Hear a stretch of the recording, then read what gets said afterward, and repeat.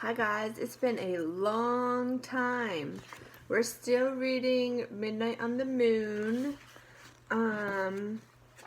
Remember they ended up at kind of like a little a space motel, and then they got on their suits and they were walking on the moon.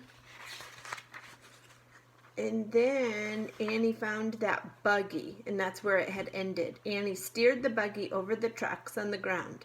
The wide wheels kept it from sinking into the deep dust. Careful, said Jack. The buggy zoomed out of the crater. Gray clouds of dust rose behind them as they took off across the moon. That was the end of chapter 4. We're on chapter 5. Annie drove the moon buggy over bumps and hollows. It bucked like a bronco. I'm going through there, she pointed to an opening between two mountains. Jack held on to the dashboard. The buggy bumped toward the opening and shot through. On the other side, the group was even rockier. Look for the fourth M thing, said Annie, bouncing up and down. Jack groaned. Looking for anything on this wild ride was impossible. Slow down, he said. How? Try pressing on the brake pedal, on the floor, slowly. Annie pressed on the brake. The buggy slowed down, and Jack sighed with relief. Oh, the ride was still bumpy, but now at least he could take a good look at the moon. He had never been to such a colorless, barren place. There was no green, no blue, no red, no water, no trees, no clouds. Only giant gray rocks and craters and an American flag.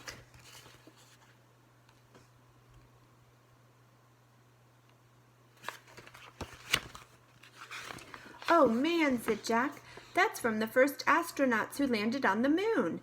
And look, a telescope, said Annie. She drove near the flag and telescope, then she put her foot on the brake until the buggy stopped. She pressed a button that said off. Then she and Jack hopped out. They took slow, giant steps to the site of the first moon landing. Beside the flag was a sign. Annie read it aloud. Here, men from the planet Earth first step foot upon the moon, July 1969.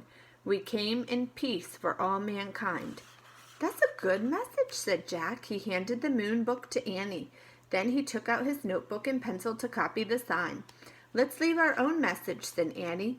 What should we say, said Jack. The same thing, said Annie, but say we are the first kids.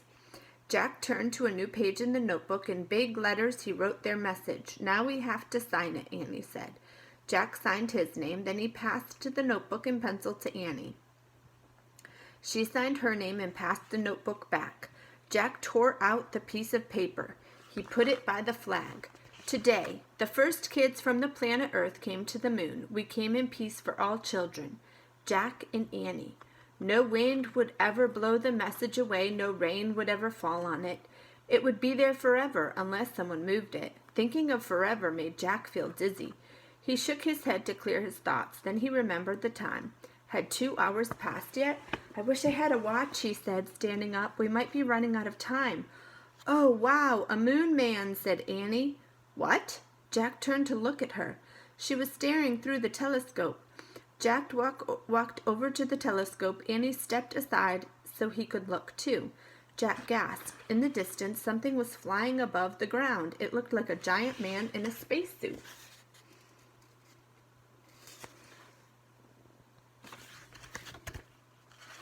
That's the end of chapter 5.